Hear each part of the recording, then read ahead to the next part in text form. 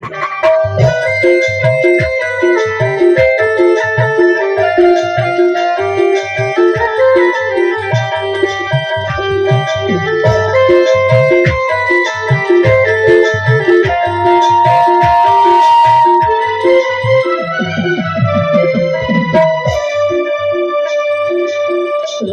देश में हरि बिसरायो, राग देश में हरि बिसरायो, राग देश में हरि बिसरायो, राग देश में हरि बिसरायो, भूल के निज को जन्म में गवायो, भूल के निज को जन्म गवायो, भूल के निज को जन्म गवायो, भूल के निज को जन्म गवायो, आएगा जब रे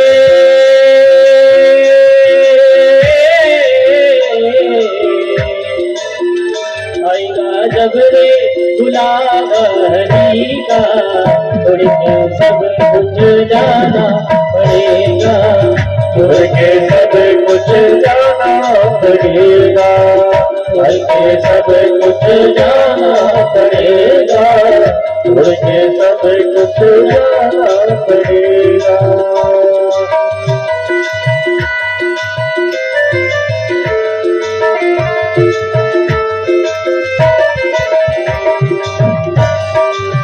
हरि बोल।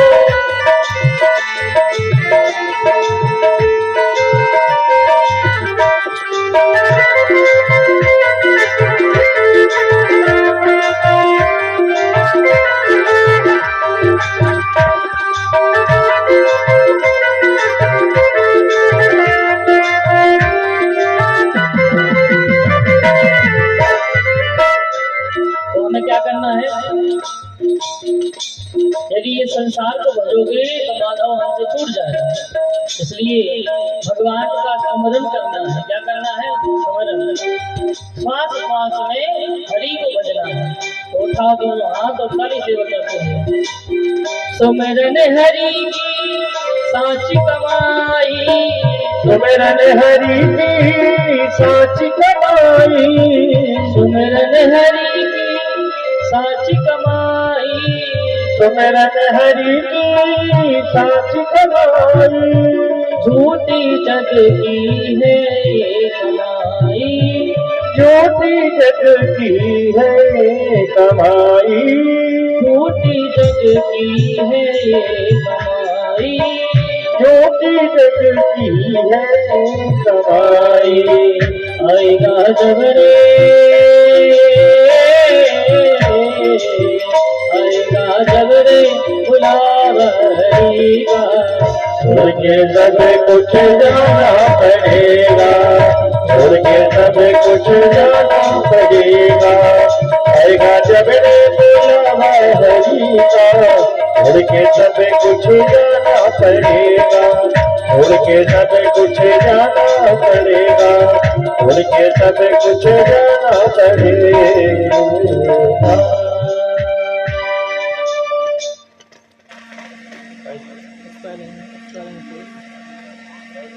आएगा जब रे बुलावा हरि का। किस किस को जाना है? यदि मान लो भगवान आ गए और भगवान आपको लेने आ गए तो कौन कौन चला जाएगा? बस सोचो, भगवान आए हैं आपको लेने के लिए तो कौन कौन जाएगा साथ? सब। बस तो क्या करना पड़ेगा? अर्जी कर तू हर से सी, बोलो, अर्जी कर तू हर से सी, भक्ति मिले मीरा के जैसी, और भक्ति मिले मीरा के जैसी। भगवान से कहो कि हे प्रभु, जिस प्रकार से आपने भक्ति को, जैसे मीराबाई को भक्ति प्रदान करी, ध्रुव को भक्ति प्रदान करी, प्रहलाद के मन हृदय में आपने भक्ति प्रदान करी, ऐसे ही भक्ति हे नाथ हमें भी प्रदान कीजिए। हम भी आपकी भक्ति से वंचित हैं, हमें अपना कल्याण करना है प्रभु। हे नाथ आप मुझे भी तो दया। देखो ठाकुर जी से कहा, हे प्रभु आपके लिए तो बहुत लोग मिल जाएंगे, आपके चाहने वाले लाखों हैं, करोड़ों हैं, लेकिन हे नाथ हमारे लिए तो सिर्फ आप एक हो। हमारा प्रेम तो सिर्फ आप हो, आपके अलावा हमारा और है ही कौन? आपके अलावा हमारा और है ही कौन? हम तो प्रभु जन्म जन्मांतर से भटक रहे हैं,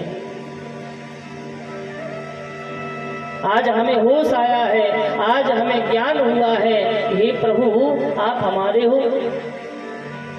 अभी तक तो हम भटकते रहे इस जीवन में, लेकिन हे नाथ आपकी कथा ने हमें सही मोड़ पर ला दिया, सही जीना सिखा दिया। अभी तक तो हम संसार में भटक रहे थे, अपने मन के मुताबिक हम अपना जीवन जी रहे थे, लेकिन प्रभु आपकी कथा ने हमें जीना सिखा दिया, हमें मरना कैसा है ये मरना सिखा दिया।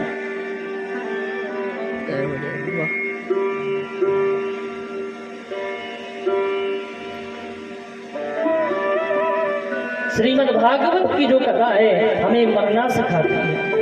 कैसा सिखाती है? कथा हमें मरना सिखाती है कि हम मरे कैसे।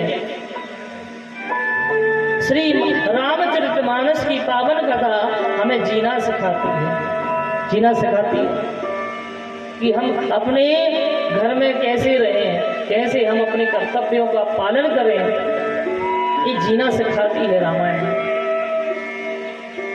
लेकिन भागवत हमें मरना सिखाती है। ऐसे तो लाखों लोग मर रहे हैं, हाँ जन्म हुआ तो मर रहे हैं, मरते जा रहे हैं, लेकिन ऐसे मरो, इस संसार से ऐसे जाओ कि फिर इस संसार में ना आना पड़े। लोग जन्म लेते हैं, अपना जीवन जीते हैं और मर जाते हैं। ऐसे मरने से, बार बार मरने से क्या मतलब? हाँ ऐसे मर जाओ भैया कि इस संसार में फिर ना आना पड़े, ये दुख तकलीफें ना झेलनी पड़े, और भगवान से कहो कि हे प्रभु हमें तो अपने चरणों में स्थान दे दो। बस हम जो जन्म जन्मांतर से भटक रहे हैं, ये 84 में भटक रहे हैं, बस ये भटकाओ कम कर दो।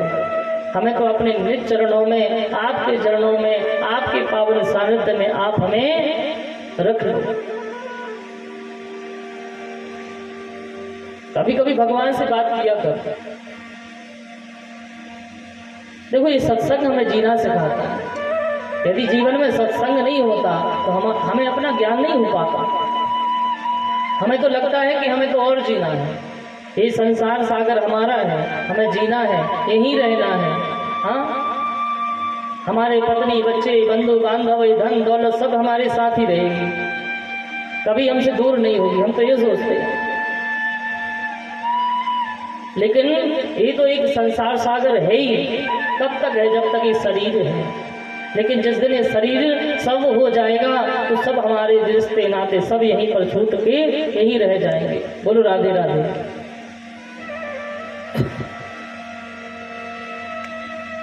यही सब रह जाएंगे।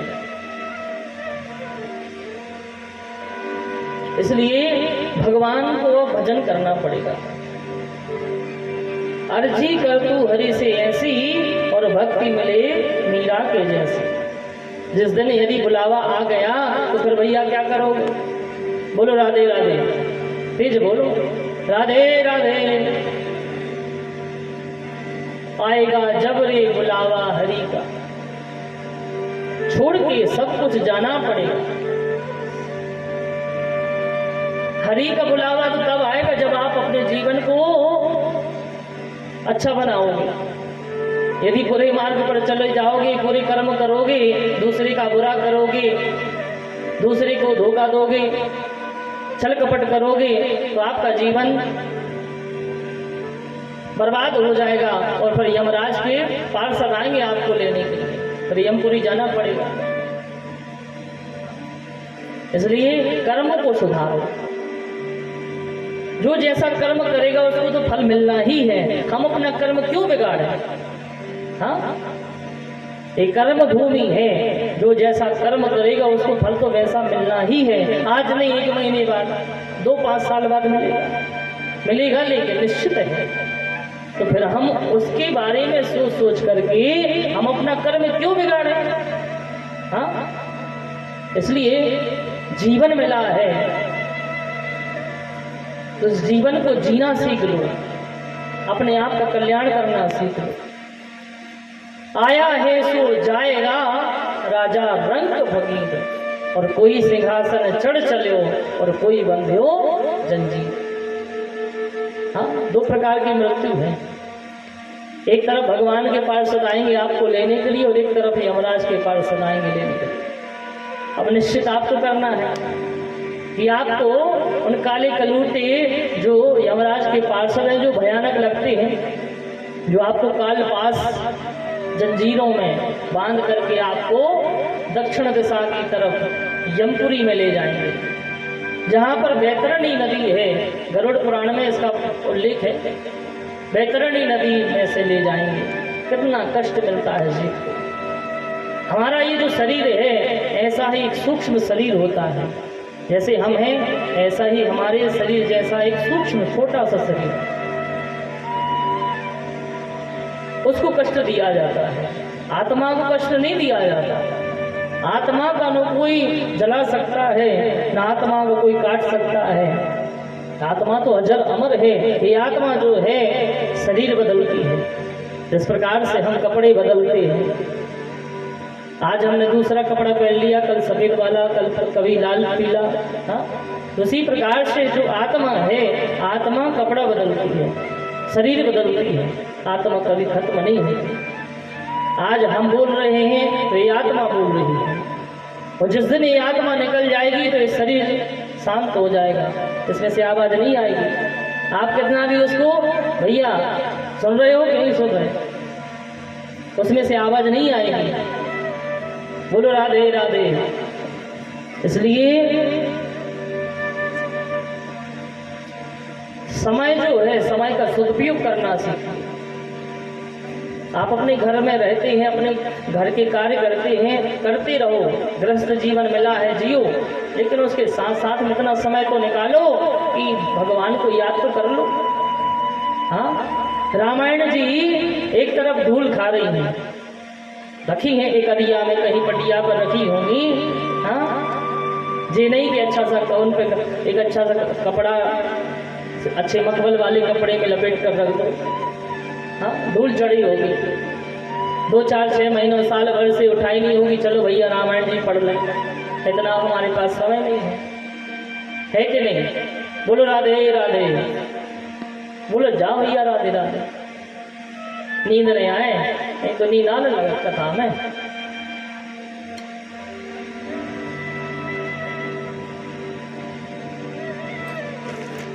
हाथ सिर्फ एक ही रहना है। यदि इस संसार सागर से जाओगे तो सिर्फ हाथ क्या लगेगा? सिर्फ भगवान का नाम।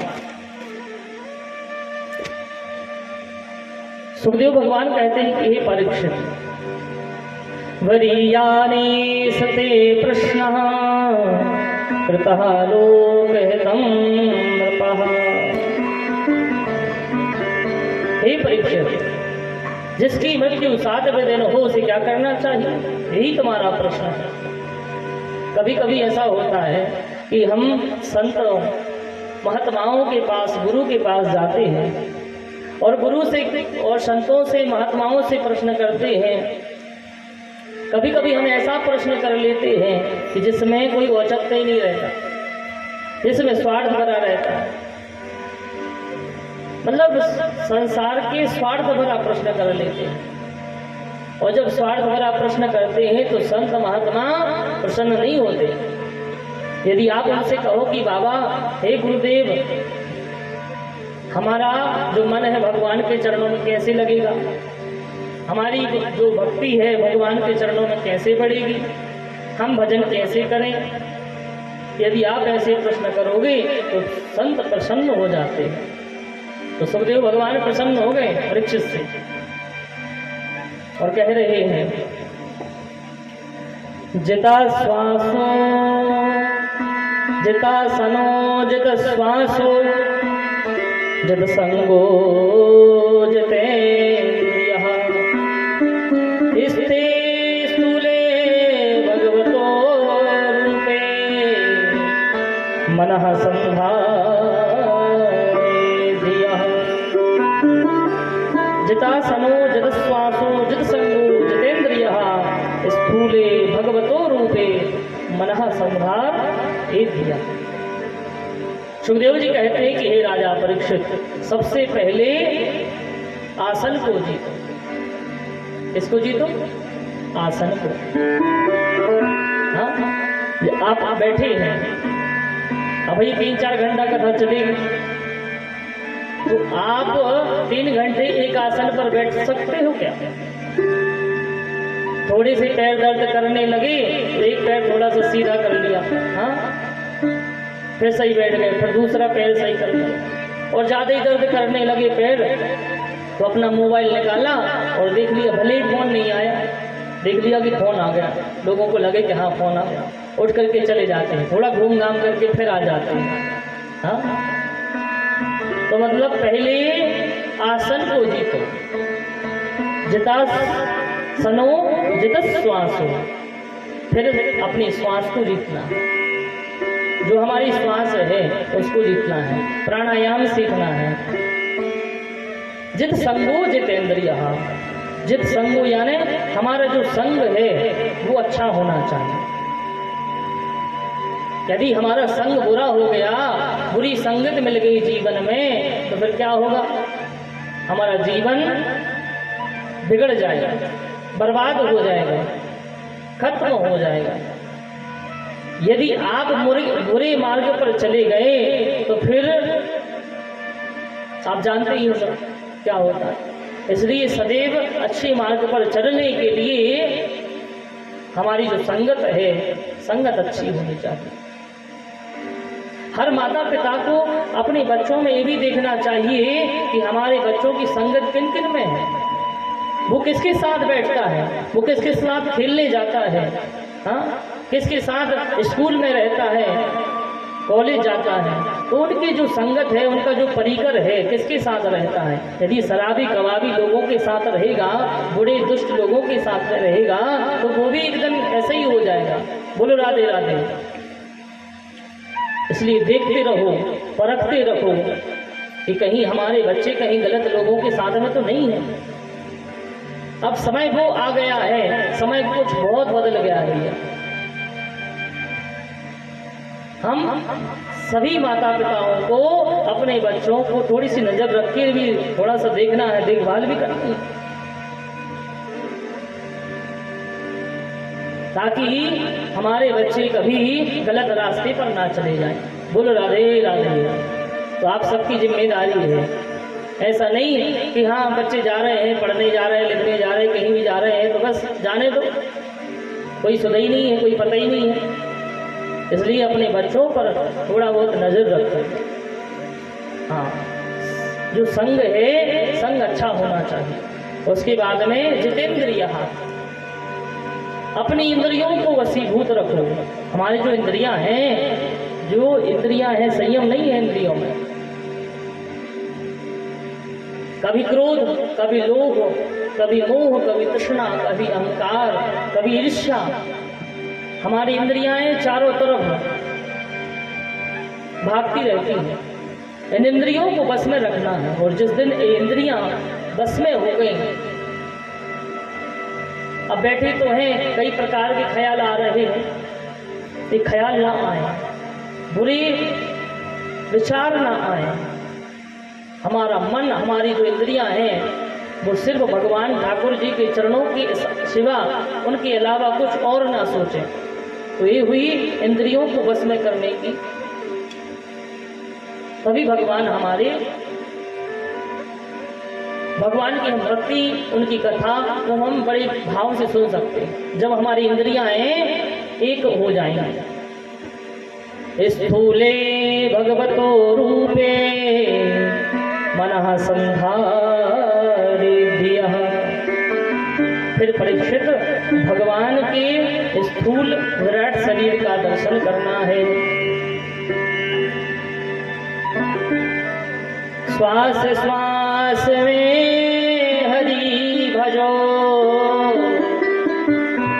व्यर्था श्वास न खोए, ना जाने इस श्वास को आवन हो न होए।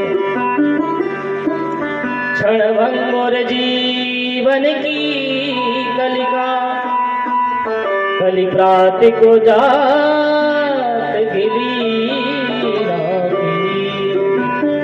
तो क्या करना है? तो भजले हरि नाम हरियो रसना, तेरे अंत समय पे हिली ना हिली। इसलिए हे रसना, क्षण भंगुर यह जीवन है। इस क्षण भंगुर जीवन में इस जीवन का पुष्प खिला कि नहीं खिला? हम सुबह उठे, सोकर उठे कि नहीं उठे? ये जीवन रूपी पुष्प खिला कि नहीं खिला? इसलिए भजले हरि नाम हरियो रसना। इस रसना का ही तो खेल है कि नहीं? रसना कुछ भी करवा देती है, लड़ाई भी करवा देती है। बोलो राधे राधे। इसी से भगवान का भजन भी चलता है और इसी से लट्ठे भी चल जाते हैं। चल जाते कि नहीं चल जाते? इन 32 दांतों के बीच में रहती है जीव। हाँ, और कहीं दांतों ने दबा लिया तो वे कड़ भी जाती है। पहले ये जो जीव है, ये जीव किसी को भी अपशब्द कह सकती है, किसी को भी बुरा कह सकती है, निंदा कर सकती है, और फिर चुपचाप जाकर के दांतों के बीच में बैठ जाती है। इसलिए भजले हरि नाम हरियो रसना। जब जीवन का अंत समय आएगा तो अंतराम कहीं आवत ना है। यदि आपका भजन प्रबल होगा, आपने यदि भजन किया होगा, तो भजन के प्रभाव से अंत समय में यदि गोविंद का दर्शन हो गया, प्रभु का नाम हमारी जिह्वा पर, हमारे नयनों में उनकी छवि, मुख पर उनका नाम यदि आ गया, चित्त में परमात्मा की चंचलता चपलता रूपी जो झलक दिख गई, तो समझो आपका कल्याण हो गया। अजामिल की तरह है जिसने अपने अंत समय जीवन में प्रभु को पुकारा, तो उसका कल्याण हो गया। तो भजले हरि नाम हरियो रसना, फिर अंत समय पे हिली ना हिली।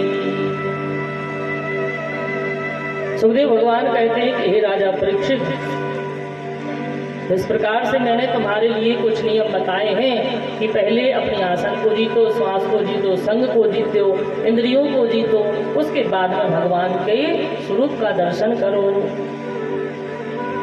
और जैसे जैसे हम दर्शन करेंगे वैसे वैसे हमारे चित्त की जो चंचलता है, विषय भोग है, ये मिटने लगेंगे। बोलो राधे राधे। देखो कभी कभी हम मंदिर जाते हैं और मंदिर में जाकर के क्या करते हैं, एक गलती कर बैठते हैं। हम सब मंदिर जाते हैं और जैसे ही जाते हैं और भगवान को देखकर हम अपनी आंखें बंद कर लेते हैं। करते कि नहीं करते? 100 में से मान लो 90% लोग अपने नेत्र बंद कर लेते हैं। ये गलत है। अरे भगवान है, हमारी आंखें हैं, यदि भगवान को ना देखे तो किसको देखे? ये आंखें बुरा देखने के लिए नहीं मिलेंगी, ये तो भगवान का दर्शन करने के लिए नहीं। और हम भगवान के सम्मुख खड़े हो जाते हैं तो हम अपनी आंखें बंद कर लेते हैं, और कहीं कुछ चल रहा हो, बुरा कुछ देखना हो तो हम देखते रहते हैं, आंखें फाड़ फाड़ कर। हाँ, इसलिए मंदिर में जाओ तो मंदिर में जाकर के भगवान को निहारो। सर्वप्रथम आपके नेत्र भगवान के चरणों को देखें। किसको देखें? चरणों को। चरणों को देखो, फिर धीरे धीरे भगवान के चरणों से ऊपर घुटनों को देखो, भगवान आज कौन सी पोशाक पहने हैं। अब हम मंदिर हुआ है, दर्शन कराए, और किसी ने यदि पूछ लिया कि आज भगवान ने कौन सी पोशाक पहनी, बोलो राधे राधे, पूछ लिया कि भैया कौन सी माला पहने थे ठाकुर जी, हमारी माला से याद आया कि हमारे भैया जिन्होंने लाल साहब जब दुर्गा जी बैठती हैं हमारे उद्यान में, और हमने भी सेवा करी है माता रानी की, आपको सब जानते हैं। तो वहाँ पर माता रानी की जो सेवा होती है नवरात्रि में, तो ऐसे ही हमारे यजमान जी हैं भैया, उनकी बालिका है, बड़ी सुंदर सुंदर माला बना करके माता रानी की सेवा करती है। माला के द्वारा ये सेवा होती है, तो इसमें भी 3-4 घंटे लगते हैं। हाँ,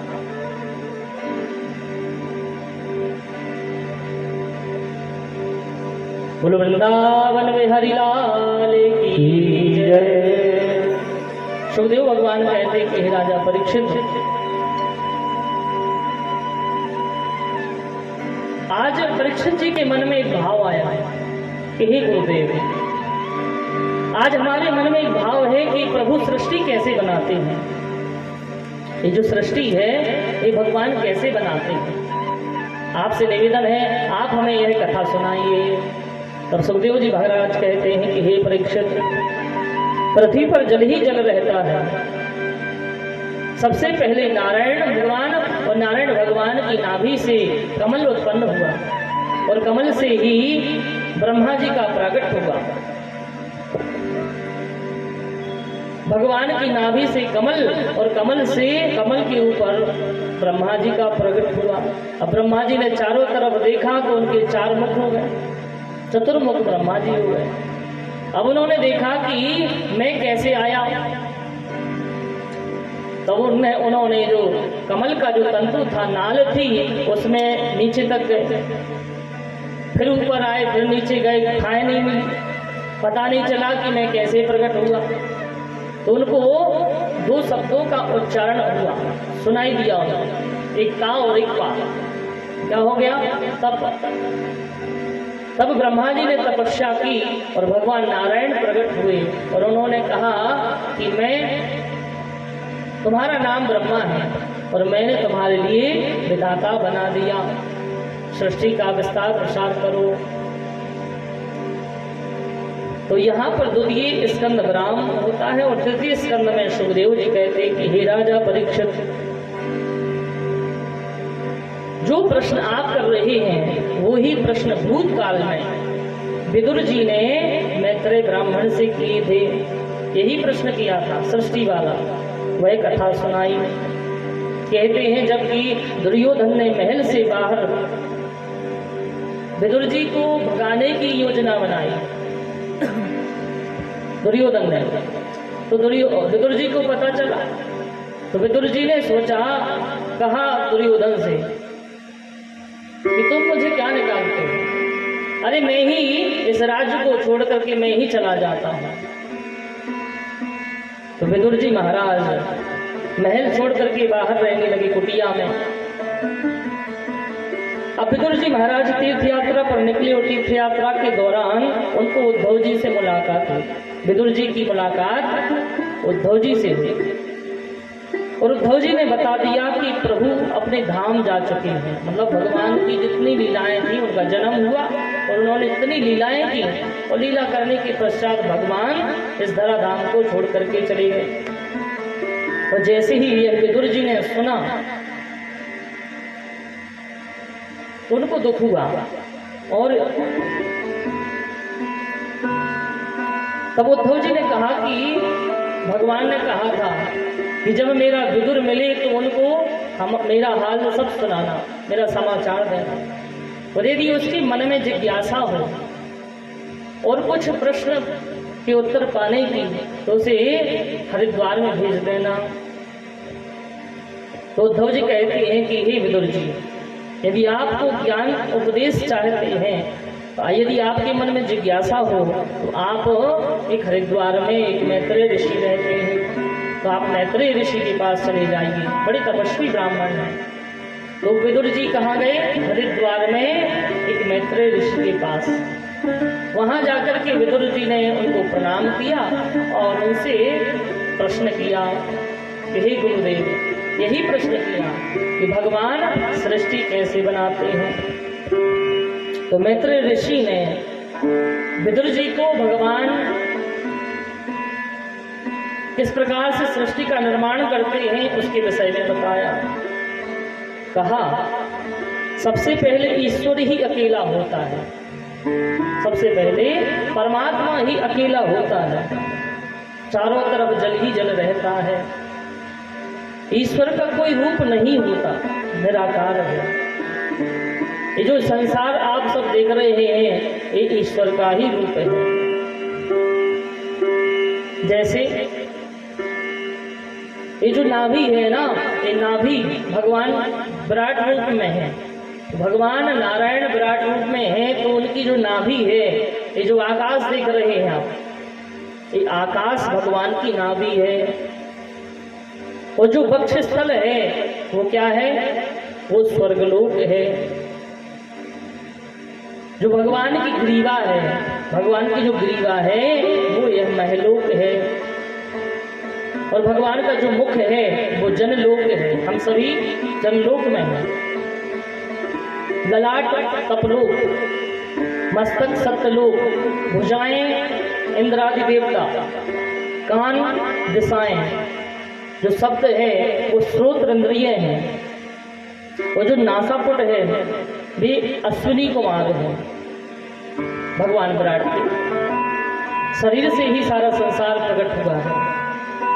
जो गंध है, जिस हम अपनी नाक से गंध को महसूस करते हैं कि इसमें सुगंध है और दूसरे में दुर्गंध है, तो ये जो गंध है एक घृणेन्द्रिय है। ये जो मुख है भगवान नारायण का जो मुख है, इस मुख से एक अग्नि प्रकट हुई है। क्या प्रकट हुआ है? अग्नि। और इसी भगवान नारायण के ही मुख से अग्नि देवता प्रकट हुए हैं, और उन्हीं भगवान के मुख से ब्राह्मण की उत्पत्ति हुई है। ब्राह्मणोस मुखमा दग्नि रजायत।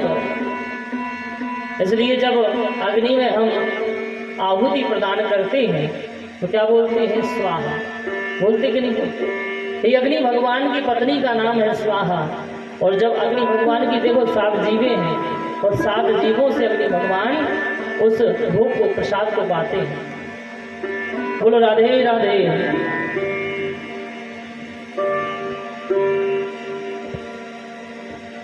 मुख्य है अग्नि और मुख्य है ब्राह्मण। तो जो नेत्र हैं भगवान के वो अंतरिक्ष हैं, भगवान के जो नेत्र हैं वो सूर्य हैं, जो भगवान की नेत्रों की जो पलकें हैं ये रात और दिन हैं। जो स्त्री पुत्रादि जो स्नेह है वो भगवान के दांत हैं। और जो भगवान ठाकुर जी हैं, भगवान नारायण हैं, उनकी जो हंसी है वो क्या है? भगवान की माया। जब भगवान यदि किसी के तरफ देख करके मुस्कुरा देते हैं ना तो सब वशीभूत हो जाते हैं। ये माया है। नेत्रों का जो कटाक्ष है वो अपार संसार है। जो संसार आप देख रहे हैं ये भगवान के नेत्रों के कटाक्ष हैं। ऊपर का ओठ है जो वो क्या है? लज्जा है। और अधर पल्लव है लोभ। जो स्तन है वो क्या है? धर्म है। जो वक्ष स्थल है भगवान का वो क्या है? धर्म है। और भगवान की जो पीठ है वो क्या है? अधर्म। इसलिए हम मंदिर जाते हैं, मंदिर जाते हैं तो हम क्या करते हैं? परिक्रमा करते हैं। और परिक्रमा करते हैं तो भगवान बैठे रहते हैं, तो उनकी जो पीठ होती है यानी पीछे का भाग होता है परिक्रमा में, तो हम जाकर के वहाँ सिर रख के प्रणाम करते हैं। करते कि नहीं करते? तो नहीं करना चाहिए, क्योंकि ये पीछे का जो भाग है उससे अधर्म की उत्पत्ति हुई है, और भगवान की वक्षस्थल से धर्म की उत्पत्ति हुई है। तो भगवान का दर्शन सामने से करना चाहिए। जो भगवान के जो तलवे हैं, तलवे जानते हैं तलवा, ये भगवान के जो तलवे हैं पाताल लोक हैं। भगवान की जो पैरों की एड़ी है, चरणों की जो एड़ी है वो क्या है, रसातल लोक। और एड़ियों की जो गांठें हैं, पता है पैरों में वो गांठें बड़ी हैं, तो एड़ियों की जो गांठें हैं वो गुल्फ महातल लोक है। दोनों जांघें हैं तलातल लोक हैं, दोनों जानू हैं वो सुतल लोक हैं, दोनों जो अरु हैं वो अतल वितल लोक हैं। और जो सांस है वो अंतर्वीज है, जो गति है वो काल है, जो केस भगवान के जो बाल हैं, जो केस है वो क्या है, बादल है। और जो भगवान का क्रीड़ा स्थल है, जो भगवान क्रीड़ा करते हैं, जैसे हम मैदान में क्रिकेट खेलने जाते हैं, वॉलीबॉल खेलने जाते हैं, तो क्या हो गया वो खेल का मैदान। तो उसी तरह हम सब जो जीव इस संसार में रह रहे हैं, ये भगवान की क्या है, क्रीड़ा भूमि है, खेल का मैदान है। आ रही बात समझ में आ रही, ये क्रीड़ा स्थल है, भगवान खेल रहे हैं, हम सब कठपुतली हैं, सूत्रधार वही है। जिस प्रकार से एक कठपुतली को चलाने वाला, खिलाने वाला एक अपनी उंगलियों में धागे बांधे रहता है, तो धागों से वो कठपुतली नाचती है सब, उसी प्रकार से हम भी भगवान की कठपुतली हैं। तो ये जो केस हैं, ये केश बादल हैं, जो वस्त्र हैं भगवान की वो सायंकाल है, जो शाम होती है ये भगवान नारायण के वस्त्र हैं। हृदय अव्यक्त प्रधान, भगवान का मन चंद्रमा, वो अहंकार है वो रुद्र है। भगवान के मुख से ब्राह्मणों की उत्पत्ति हुई और अग्नि भगवान की उत्पत्ति हुई। भुजाओं से क्षत्रियों की उत्पत्ति हुई और वैश्यों की उत्पत्ति जांघों से हुई है और शूद्रों की उत्पत्ति भगवान नारायण के चरणों से हुई है। तो इस प्रकार से श्री मैत्रेय ऋषि विदुर जी को भगवान के यह सृष्टि विषयक प्रश्नों के उत्तर दे रहे हैं। और यहाँ पर गंगा के तट पर बैठे हैं परीक्षित और परीक्षित को सुखदेव जी यही कथा सुना रहे हैं, सृष्टि वर्णन। ये सब कैसे होता है, तप से होता है। कोई भी कार्य है संसार में, जब तक तप नहीं है जीवन में, तब तक आप कुछ नहीं है। इसलिए जब तप सिद्ध होता है, तपस्या होती है, तप बल ते जग सृजहि विधाता, तप बल विष्णु जग सकल जग त्राता, तप बल शंभु करहि संहारा, और तप से अगमना कछु संसार। ये सृष्टि विषयक प्रश्न हुआ। तो एको ब्रह्म द्वितीयो नास्ति, मतलब एक ब्रह्म है, दूसरा ब्रह्म नहीं है, परमात्मा एक ब्रह्म है। तो वह एक ब्रह्म अनेक ब्रह्म होने का संकल्प लेता है। भगवान बस भैया संकल्प ले लेते हैं, बस सोच लेते हैं कि ये करना है, तुरंत वो चीज प्रकट हो जाती है। पुरुष और प्रकृति दो हुए, पुरुष और प्रकृति दो हुए, तीन रूपों में रूपांतरण हुआ, काल, कर्म और स्वभाव। तीन महतत्व, पंच महाभूत, क्षिति जल पावक गगन समीरा, और पंच रचित यह अधम शरीर, यानी पांच चीजों से मिलकर के शरीर बना है। तो पांच जो है पंच महाभूत, पांच ज्ञानेन्द्रियां हो गई, पांच कर्मेंद्रियां हो गई, इनके 10-10 देव हो गए, मन बुद्धि चित्त अहंकार, इनके देव प्रकट हुए। अब 25वां जो तत्व है वो क्या है, प्राण है। अब नारायण भगवान जल में सो रहे हैं और उसी समय भगवान के हृदय में क्या आया, प्राण। जैसे ही प्राण आया तो वो है जो विराट पुरुष है भगवान नारायण, वो जल से बाहर आए। जैसे ही जल से बाहर आए तो वेदों में मंत्र है, सहस्र शेषा पुरुषः सहस्राक्षः सहस्रपाद शभूमिगुं सर्वतस्पदवाप्यतिष्ठ दिशांगुलम। जिनके हजारों नेत्र हैं, हजारों कान हैं। तो भगवान नारायण, भगवान विराट प्रभु के नाभि से कमल हुआ, कमल प्रकट हुआ, और कमल से ब्रह्मा जी प्रकट हुए। चारों तरफ देखा तो चार मुख हो गए। हाँ, उन्होंने देखा कि मैं कहाँ से आया, कोई छोर नहीं मिला। तपस्या करी और भगवान नारायण प्रकट हुए और उन्होंने कहा कि मैंने तुम्हें ब्रह्मा की पदवी दी, आज से तुम सृष्टि के विधाता हो और सृष्टि का विस्तार प्रसार करो।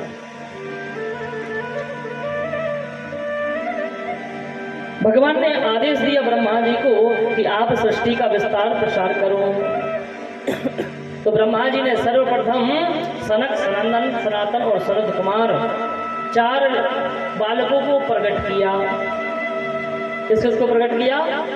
सनक, सनंदन, सनातन और सनत कुमार, इनको प्रकट किया और इनको प्रकट करके कहा कि बेटा विवाह कर लो और संसार का विस्तार प्रसार करो। अब लेकिन वो कहाँ सुने? उन्होंने कहा कि पिताजी कि हम शादी वादी नहीं करेंगे, विवाह नहीं करेंगे। बोलो राधे राधे। विवाह नहीं करेंगे, हम तो भगवान का भजन करेंगे। तो उन्हें ब्रह्मा जी ने श्राप दे दिया कि जाओ अब तुम कभी 5 वर्ष से कभी 6 वर्ष के नहीं होंगे। उन्होंने कहा कि ये श्राप नहीं है, ये तो वरदान है, हम तो भगवान का भजन करेंगे। उनका भजन इतना प्रबल हो गया तो उनको काल गति प्रभावित नहीं कर पाई। वो कभी 5 वर्ष से कभी 6 वर्ष के नहीं हुए, नित्य जमाना। अब भैया सुखदेव भगवान कहते हैं कि परीक्षित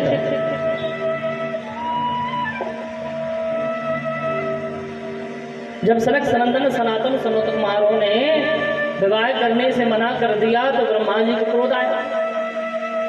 तो जैसे ही क्रोध आया तो अब रोते रोते उनके क्रोध से उत्पन्न हो गए कौन? बाबा भोलेनाथ, रुद्र भगवान प्रकट हो गए। बोले शंकर भगवान की जय। जैसे ही शंकर भगवान प्रकट हुए तो ब्रह्मा जी ने कहा कि आप सृष्टि का विस्तार प्रसार करो। अब शंकर जी को तो जानते ही हो, शंकर जी ने क्या किया कि सारा संसार भूत प्रेतों से भर दिया। बोलो राधे राधे। जहाँ देखो वहाँ पर बड़े भयंकर भयंकर भूत प्रेत भर दिए। हाँ, जिनका कोई सिर ही नहीं है, जिनके हाथ ही नहीं है, जिनके पैर ही नहीं है। पूरी सृष्टि भूत प्रेतों से भर दी भोले बाबा ने। अब ब्रह्मा जी ने देखा कि पूरी सृष्टि पर तो भूत ही प्रेत घूम रहे। कहा कि जाओ बाबा रहने दो, बस इतना ही बहुत है, जाओ इन सबको ले जाओ, अलग रहो। तो बाबा भोलेनाथ कैलाश पर रहने लगे। अब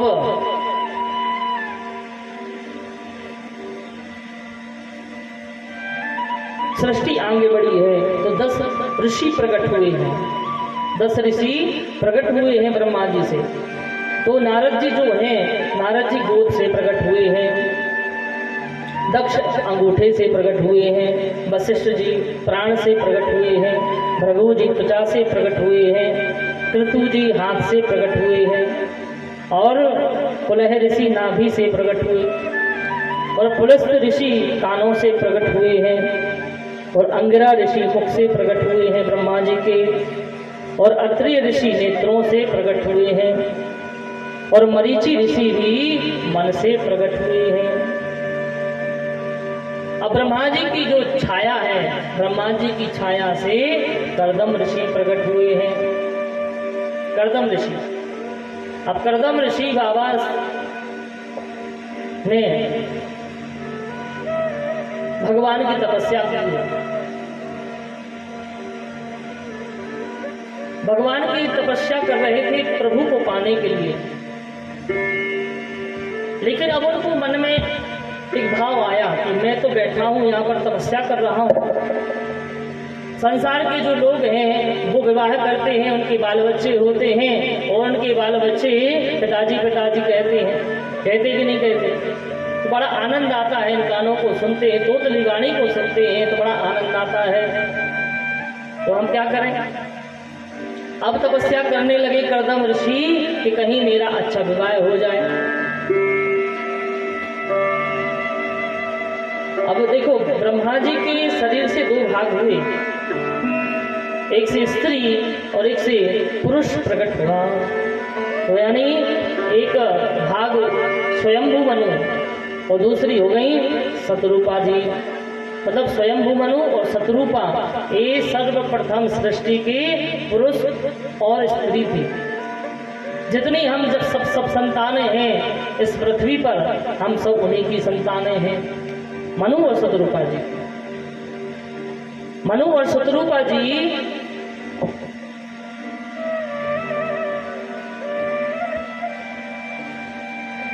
श्री ब्रह्मा जी ने कहा कि मनु महाराज ऐसा करो कि तुम सृष्टि का विस्तार प्रसार करो, विवाह कर लो और संसार को आगे बढ़ाओ। तो उन्होंने कहा कि जो पृथ्वी है, पृथ्वी कहाँ है? रसातल में है, रसातल में डूबी हुई है। उसने हिरण्याक्ष नाम के राक्षस ने पृथ्वी को कब्जे में ले लिया, तो हम कैसे संसार का विस्तार प्रसार करें? तो ब्रह्मा जी की नाक से छींक आई और नासिका से एक बारह है, यानी भगवान का एक रूप बारह है, यानी शुक्र अवतार भगवान लेकर प्रकट हो गए। बोले बारह भगवान की जय। बारह भगवान प्रकट हुए, छोटा सा बच्चा, यानी बारह यानी शुक्र अवतार। जैसे छोटे के धीरे धीरे पर्वताकार उन्होंने प्रभु ने अपना शरीर का आकार बढ़ाया है और पहुंचे हैं कहाँ? रसातल में।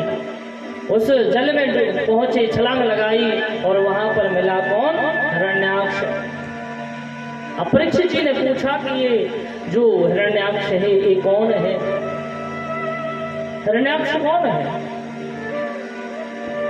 तो कहा कि जो कश्यप ऋषि हैं, तो कश्यप ऋषि की दो पत्नी हैं, एक का नाम है दिति, जो दिति है वो राक्षसों की माता है, और जो अदिति मैया है वो देवताओं की माता है।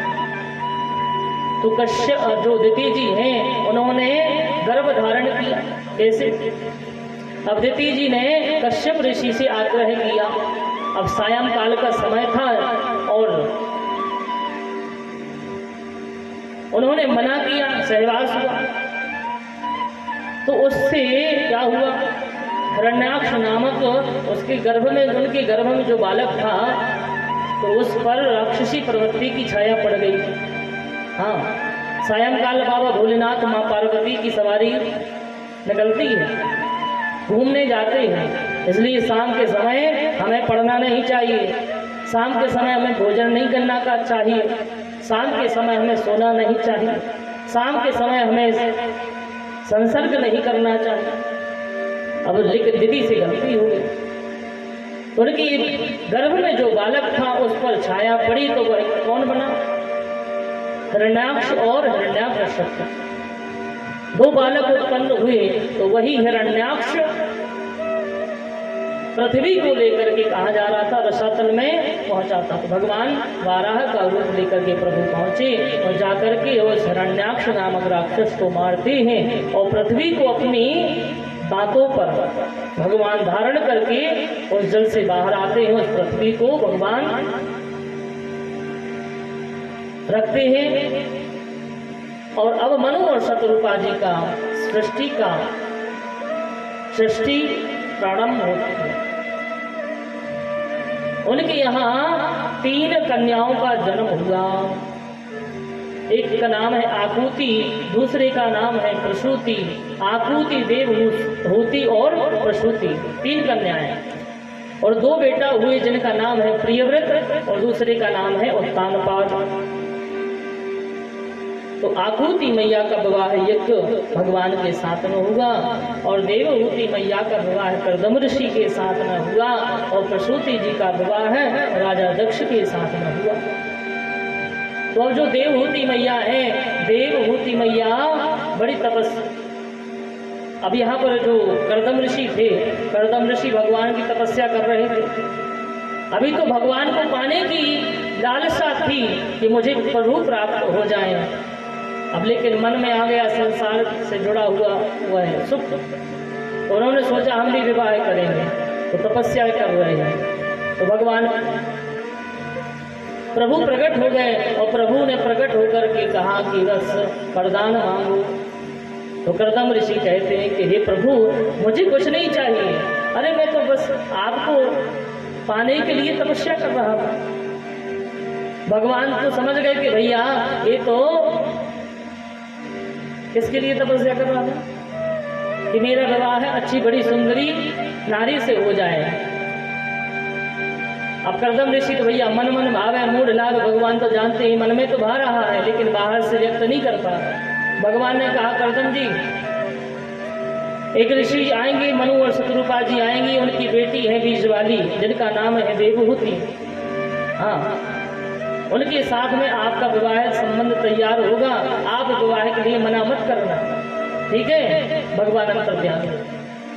यहाँ मनु और शत्रुपा जी कहाँ आए? कर्दम ऋषि की कुटिया में। और कर्दम जी ऐसे ऋषि नहीं थे, बड़े तपस्वी सिद्ध महामुनि थे। और कहाँ? राजकुमारी पली बड़ी, हाँ, तो राजकुमारी देवहूति मैया मनु और शत्रुपा जी लेकर के आए कुटिया में। और चारों तरफ जब देखा उन्होंने तो एक तरफ सांप और सांप और नेवला साथ में बैठे, जो पक्षी विपरीत हैं, जो जीव विवक्ष में है वैसे जीव प्रेम से रह रहे उस कुटिया। मतलब ये तपस्या का प्रभाव था कर्दम जी का। मनु और शत्रुपा जी ने विनती की कि हे ऋषिगण,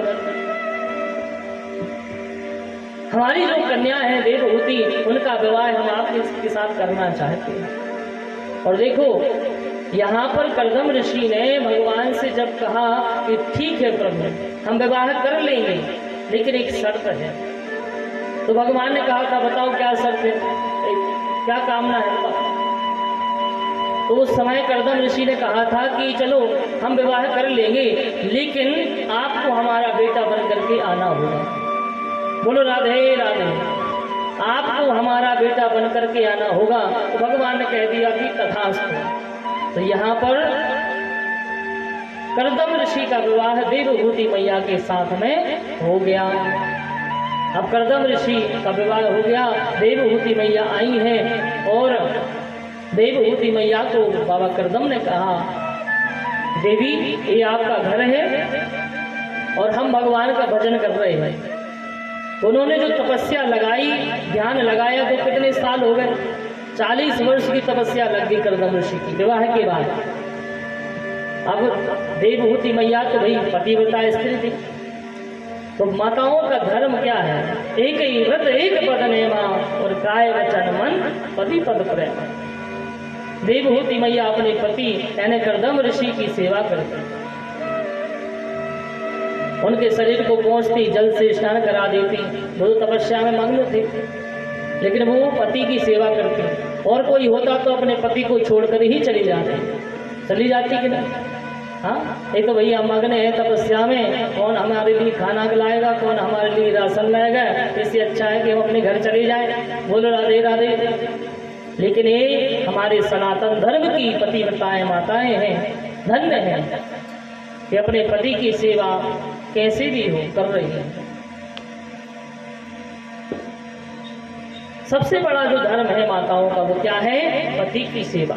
भले ही वो कैसा हो, शराबी हो, कबाबी हो, कैसा भी हो, आपका विवाह हुआ है तो वो आपका पति परमेश्वर है।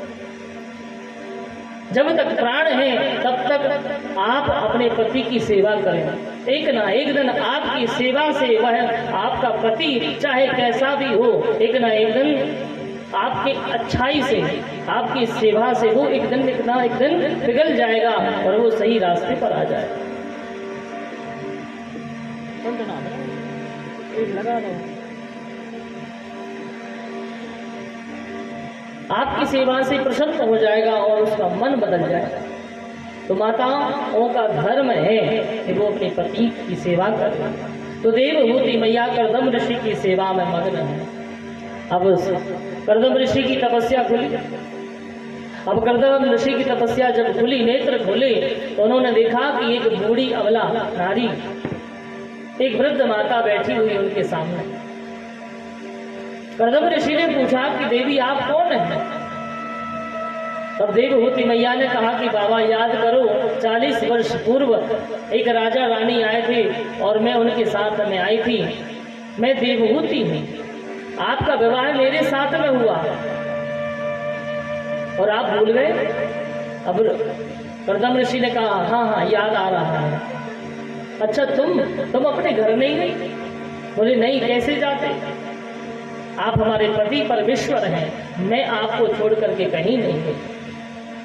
तब कर्दम ऋषि की तपस्या के बल पर देखो क्या होता है, बड़ा एक दिव्य सरोवर प्रकट हो गया, और दिव्य सरोवर में एक विमान प्रकट हो गया, हजारों दास दासियां प्रकट हो गईं, और कर्दम ऋषि और मैया देवहूति ने, जिनकी आयु ज्यादा हो गई थी, उस सरोवर में जब स्नान किया तो दोनों कितने वर्ष के हो गए?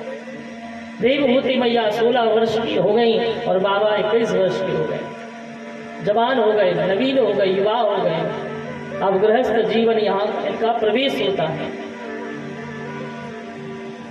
भगवान से विनती की थी कि कर्दम जी ने कि प्रभु आप हमारे पुत्र बन करके आओगे।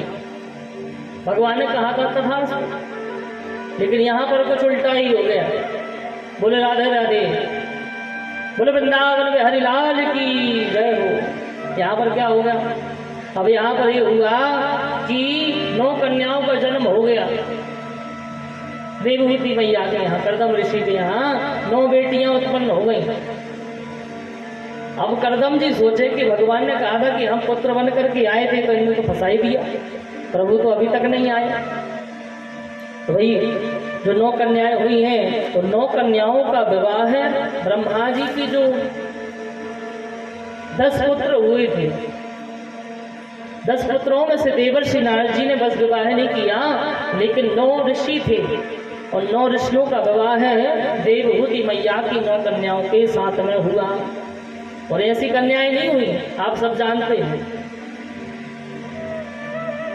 एक कला जी है, कला का विवाह मरीचि ऋषि के साथ में। अनुसुईया मैया को कौन नहीं जानता, सब जानते हैं, जिन्होंने ब्रह्मा, विष्णु और रुद्र भगवान को बालक बना दिया था। ऐसी अनुसुईया माता का विवाह अत्रि ऋषि के साथ में हुआ।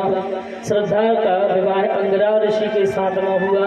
अभिर्भु जी का विवाह पुलस्त के साथ में हुआ, और गति जी का विवाह पुलह ऋषि के साथ में हुआ, और क्रिया का विवाह क्रतु ऋषि के साथ में हुआ, और ख्याति का विवाह है भृगु ऋषि के साथ में हुआ।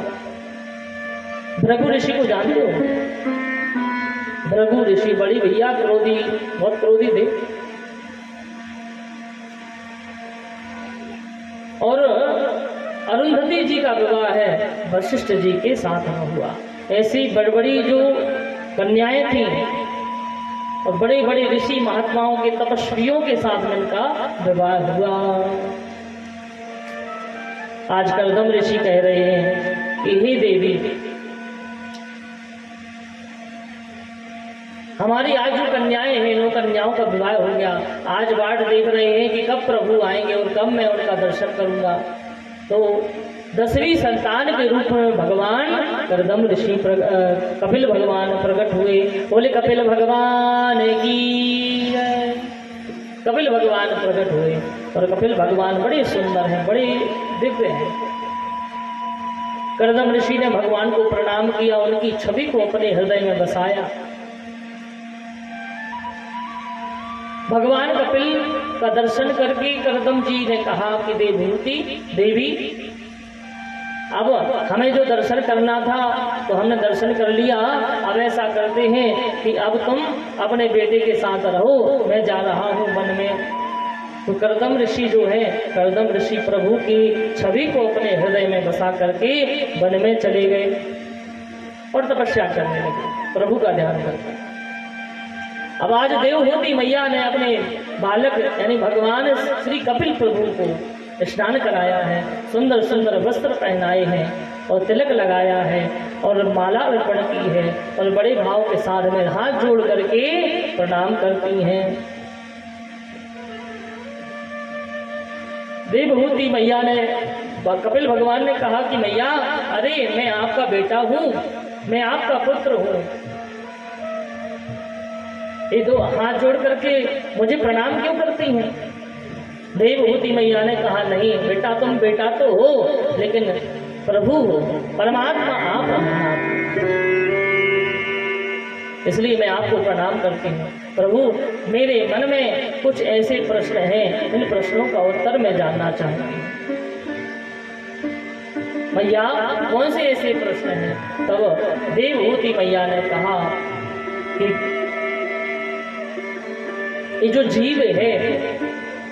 जीव है वो माँ के गर्भ में कैसे रहता है, कैसे वह भोजन करता है, कैसे 9 महीने तक गर्भ में रहता है, मुझे वो कथा सुननी है।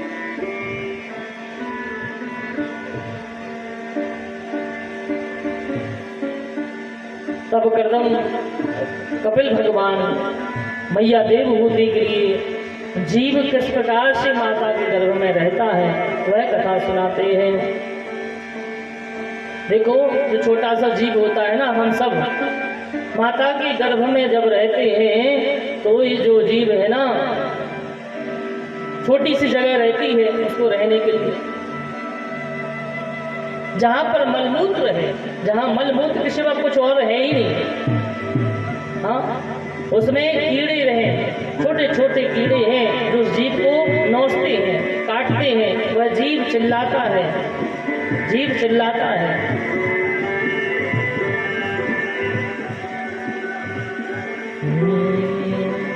श्री कृष्ण गोविंद हरे मुरारी, हे नाथ नारायण